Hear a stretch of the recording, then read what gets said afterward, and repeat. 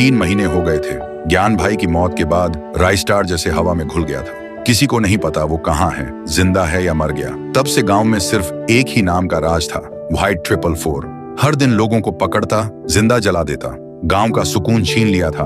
आसमान में रोज धुआं होता था और जमीन पे सिर्फ राख। लेकिन एक रात व्हाइट 444 के प्राइवेट गोदाम में एक भयानक धमाका होता है। उसका सबसे महंगा fighter jet, rocket launcher, fighter truck, सब कुछ जलकर राख हो जाता है। व्हाइट 444 भाग कर आता है और जब देखता है पहली बार, उसके चेहरे पर डर होता है। वो चीखता है, किसने किया ये सब? तभी आसमान में एक ड्रोन दिखाई देता है और उसमें चलती है एक ऑडियो रिकॉर्डिंग राइस्टार की आवाज में। मैं वापस आ गया हूँ, तुझसे तेरा हर गुनाह उस बेकसूर के लिए जिसे तूने जिंदा जला दिया था।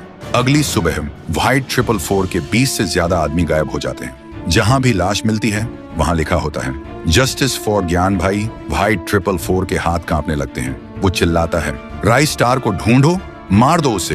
तभी आसमान से एक बड़ा सा पक्षी, मैकेनिकल ड्रोन बर्ड, उतरता है और उसके ऊपर बैठा होता है राइस्टार। सीधा व्हाइट 444 के सामने उतरता है। व्हाइट 444 बोलता है, तू है वो इंसान, बहुत मजा आया। पहली बार कोई टक्कर का मिला, पर तू अकेले आया, बड़ी गलती कर दी। राइस्टार बोलता है, मैं अकेले आया हूँ, लेकिन तेरे सामने ज्ञान भाई की रूह भी खड़ी है।